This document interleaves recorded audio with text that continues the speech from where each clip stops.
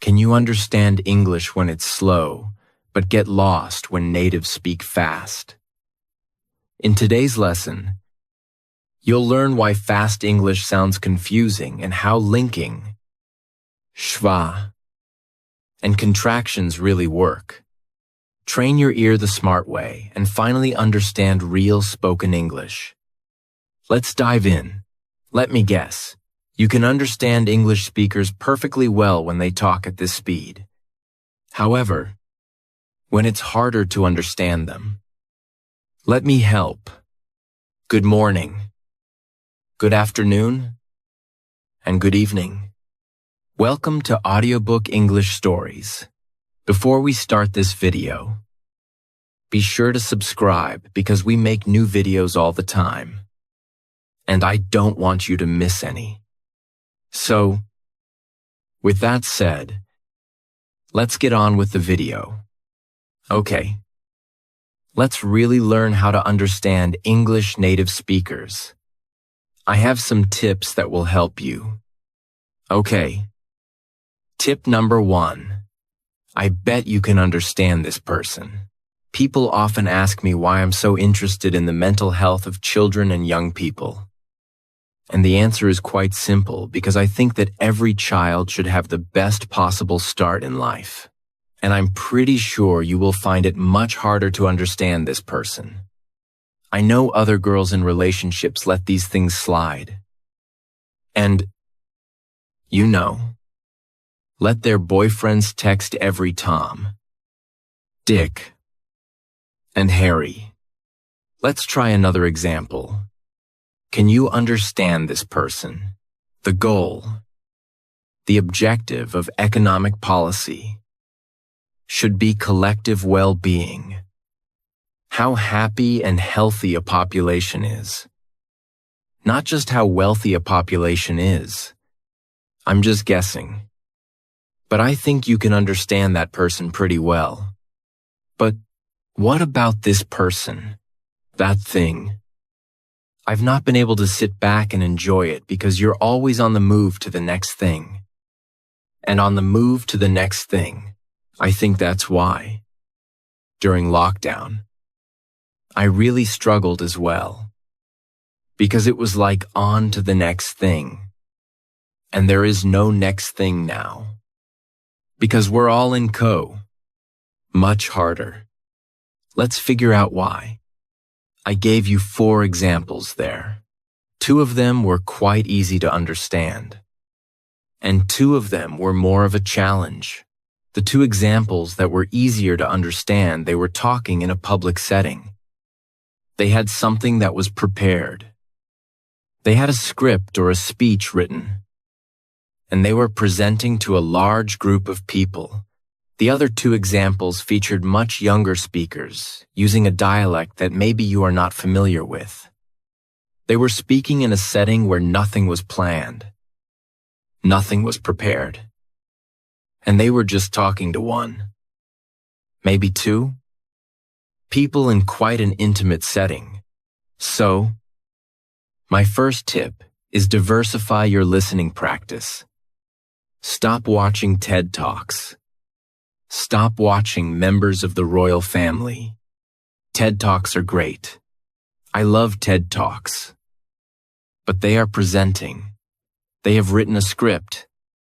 They have planned and practiced what they are going to say. And they want a large group of people to be able to understand them. So, of course, you'll be able to understand them. That's their main goal. So, when you are doing English listening practice, make it your mission to find things that are unscripted reality shows, podcasts, chat shows. Diversify the listening practice. Because then your ear is like a muscle. Your ear will become so flexible, so adaptable. Your ear will be ready to listen to any voice, any dialect. So, when you talk to someone, it's like you've done the hard work. This conversation is easy. I can understand you. Moving on to my next tip. Keep watching for an in-depth analysis of the sounds that make English speakers so hard to understand. My next tip involves a strategy that humans have been using since the dawn of time to understand each other. And that is talking to another human being. So, I want to recommend a resource that I myself have used for the last 3.5 years. Without a doubt, one of the best and most effective ways to improve your English listening quickly is by actually speaking to an English native. It's authentic. It's real. And it works. So, as most of you know, I teach and learn practicalities here because I truly think that this is the main reason why understanding fast English is so hard. And it's all because of linking. It's because of those annoying linking sounds that everybody does. So, let me talk you through some of the most common linking sounds and how to understand them. I believe that the best way to understand something is to be able to do it yourself. So, learn these linking sounds like you are going to do them. Try to make them with your own mouth. Try to actually do them.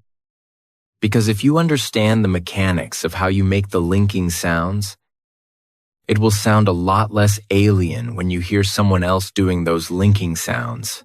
Okay. So let's look at this sentence here. I actually saw a dog in his window on Tuesday. I actually saw a dog in his window on Tuesday. Now, can you see how that could be quite confusing if I say that really quickly? I actually saw a dog on his window on Tuesday. It's crazy talk. Crazy talk. And it's because it's like I'm saying one big word. There are no gaps in the middle. It's just one long word. So, let's talk through the linking sounds. So, the first one we've got is, I actually. Now, no one says I actually. They don't put a gap in the middle. What we do, definitely, in a lot of accents in the UK, definitely in Standard English. Most of these links are based on Standard English, but a lot of them are international. Lots of different dialects use these linking sounds. So, when you've got I actually, how are we going to link that? What we're going to put in the middle is we're going to put a Y sound. So it becomes I actually. Why do we say E? Let me tell you. So, this is a vowel to vowel link. Okay? So we've got an I. And then we've got an A. I. A. All right. So, there's two vowel sounds. So we have to create a link because they don't really link together without putting something in there. Eyes wide. Because when we do I, it's like we're ending on a smile. And this is the same for A and E. So, when you've got this wide vowel, smiley vowel, let's call them smiley vowels. Then, to get to the next word, if it starts with a vowel, you have to put a Y because it's easy too. Because our mouth is already wide. And when we do, it's a wide sound as well. I smiley actually. Y. And you just release it. I actually. And I actually. I actually like that. Okay. Moving on to the next linking sound. In this sentence, I actually saw a dog. Hold on a second. I definitely just did an R sound. I actually saw a dog. I can't see an R there. Can you? Am I? I can't see an R. but I said an R. And that is because we have a feature called an intrusive R. Now, if you are only concerned with understanding American speakers, don't worry about the intrusive R. But if you want to understand a lot of people from Britain, you need to understand what the intrusive R is. So, the intrusive R is when we insert an R to link to the next word, even though there's not an R written there. We just put one in. And this can be extremely confusing when you're listening to fast English. Because you've definitely heard an R. Hold on. There was an R there. What's going on? But there isn't. We've just put one in to help with linking. So, let's look at the example I actually saw. The reason why we're doing an R here is because we have the OR sound of saw and then an A. We have another open vowel sound, saw, A. So, if we didn't have the linking R, the intrusive R, it would sound odd. It would sound like I actually saw we would have to put a gap in there. But we don't like putting gaps in when we speak. It's annoying. So, actually saw feels like it should rhyme with door. Right. It's the same sound, saw. Door. Look at the word door. There's an R on the end. Okay. So, actually, this sound feels like it ends in an R. The word saw kind of sounds like it ends in an R. And that is why we are using the R sound. In a lot of UK dialects, if you have a word that could end in an R, it sounds the same as a word that ends in an R followed by a vowel. We're probably going to put an intrusive R in there. For example, my name is Laura. Laura. It ends on a wa. But what other words end in a sha in English? We have mother, father, water, better. Oh, look R, R, R, R, R. So, that sha sound sometimes is spelled like So, if I have to link my name to something else, that's a vowel. I have to put an R in there. So, I say Laura is. Laura is great. So, push yourself. Try to do the intrusive R. Try to make that sound. Get familiar with it. Get comfortable with it. Learn how it works. Imagine you are an actor learning an accent for a role or something. And if you can do it, you will definitely understand it when you hear it. So, now we have this. I actually saw a dog in. Now, the next link is a little bit easier. Because we have a hard consonant, dog, and then a vowel. When you've got that hard consonant followed by a vowel, just push the two together like it's one word. So, instead of saying dog in, you're going to say dog in. So, it's like the second part of that sound is gin. You've put the G in front of the next word. It's one sound. I actually saw a dog in. Now, the next linking sound is kind of UK specific as well. Because a lot of the time in the UK we will drop our H. You will hear this in parts of London. Places like Liverpool, Birmingham. Sometimes we just don't like the H. So, for example, here, Instead of saying in his, we're probably going to say in is. In is. In is.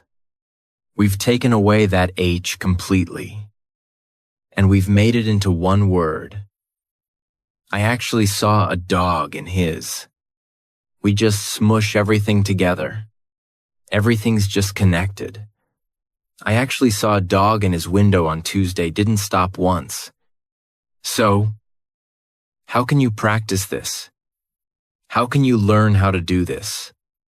I have one very simple technique for you. I want you to say a sentence like a song. When you listen to singers, everything is connected. Everything goes like this. It doesn't stop. There are no gaps in there. So, if we sang this sentence, I actually saw a dog in his window on Tuesday. It doesn't have to be a tune or anything. It can be straight. I actually saw a dog in his window on Tuesday. Make it one continuous sound. Don't stop the sound.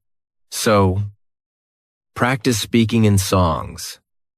So, read a book, but sing it. That's my best advice for you. Sing. Connect things together. You've got to become best friends with linking sounds if you want to understand fast English.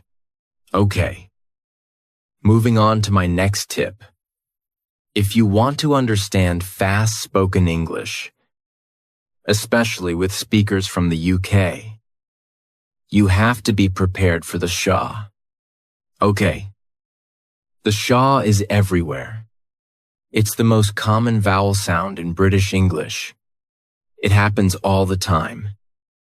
And if you're listening to someone speaking, it might just sound like you're hearing the same sound over and over again.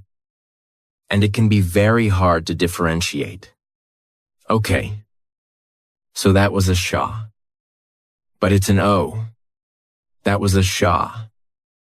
But it's an A. That's all over the place. Okay. So, if you are not familiar, a wa sounds like this,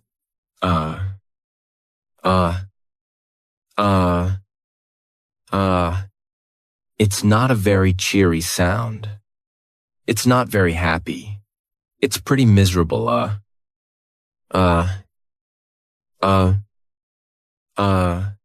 staying alive. Staying alive. It's just neutral. Nothing happens with the mouth. Nothing happens with the tongue. In a standard English dialect, this sentence would sound a little something like this.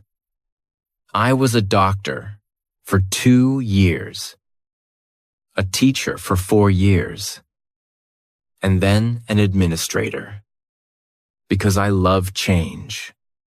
Did you hear that, all the way through? And a wa doesn't have to be one letter. A wa isn't always an A or an E. It's very hard to spot, because they just happen all the time. So, for example, in a word like doctor, teacher, these ER or ending words, that will be a wa. So, Dr. T, teacher, administrator, that will be a wa. Also, the word for a lot of the time, we don't complete that sound. We just go fa, a doctor for 2 years, a teacher for 7 years. We're not even completing the word. We're just saying F. Also, the word was can become was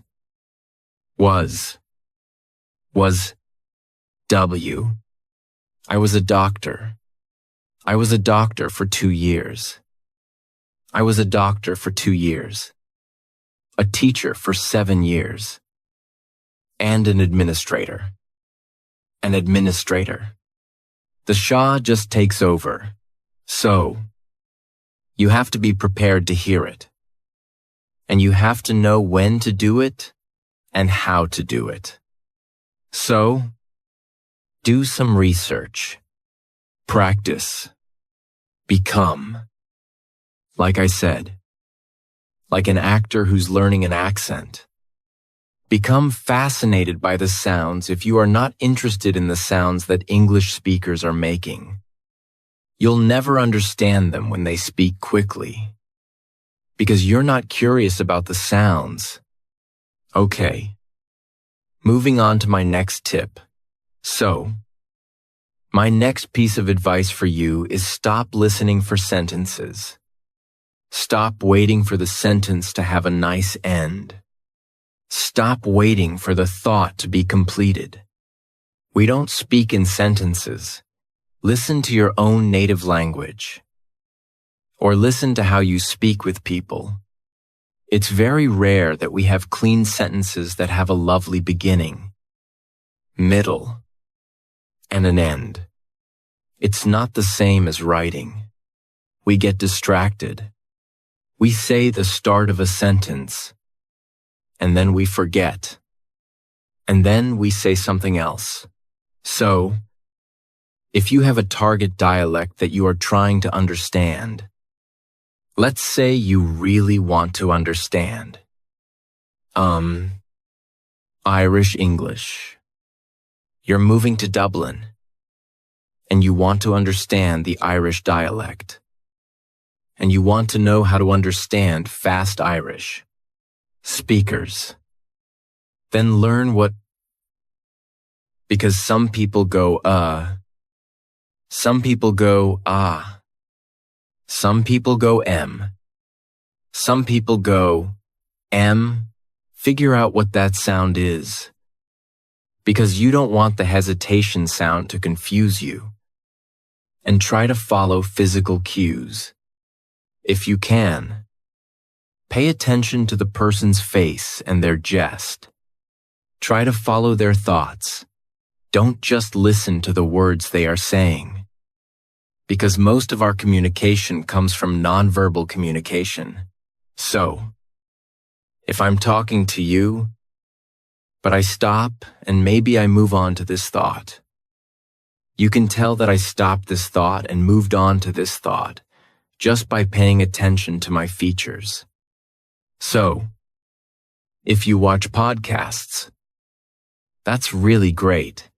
You know, a lot of podcasts, they have videos now.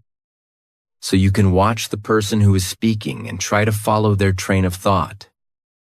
Because we never talk in sentences. It's very rare. So, this is another reason why I don't want you to watch anything scripted. Because when it's scripted, beginning, middle, end, beginning, middle, end. But that's not how we speak in everyday life. Okay. Moving on. Sometimes it's not that your English listening is really bad. It's that the person you are listening to is using new words that you've not heard before. Or they are taking words that you think you know, but they've changed it. So, let's talk about contractions. Because we love contractions. English native speakers do it all the time. And I think these might be some of the things that confuse you. So, for example, the one that everyone knows, Ghana. Okay. Instead of going to, we say GNA. I'm going to love this film tonight. I really think I'm going to love it. What about wanna? Instead of want to, we say wanna. I don't want to go. I don't want to go. This one you might not know. Tryina. Instead of trying to, I'm trying to find my keys. What about gimme? Gimme. Give me that. Hey, give me that. The no instead of don't know. I don't know. I don't know. Is not becomes ain't. Ain't I ain't going. This one you might not know, let me. Instead of let me. Let me. Let me see. Hey, let me see. In it, instead of isn't it? It's like a clarification that we use a lot in the UK. So it's Tuesday in it. Kind of. Instead of kind of. Again. We're turning that of into a wa. So it's not kind of. It's kind of, I'm kind of hungry. And dia. Instead of do you, people say, do you want that? Do you want to go to the cinema? Do I want to go to the cinema? Do I want to go to the cinema? You've got to learn these contractions. You've got to be familiar with them. Because they happen a lot. And I don't want that to confuse you when people are talking in fast English. So, in conclusion, if you want to understand fast English from native speakers, you need to learn the sounds that they are making. If possible, you should be able to do their accent. You should be able to mimic their linking sounds. You should know what a wa is. You should be able to recognize what a wa is. You should know the difference between dad and dead. You should know the difference in those vowel sounds. So, you've got to become fascinated by sounds, consonants, and vowels. Get involved. Do your research. And you will notice a huge difference. I promise you. Thank you so much for watching. If you enjoyed this video, please give it a like. If you enjoyed this story, please like. Subscribe to Audiobook English Stories. And turn on notifications so you never miss a new upload. Drop a comment with your favorite line and share this with a friend learning English.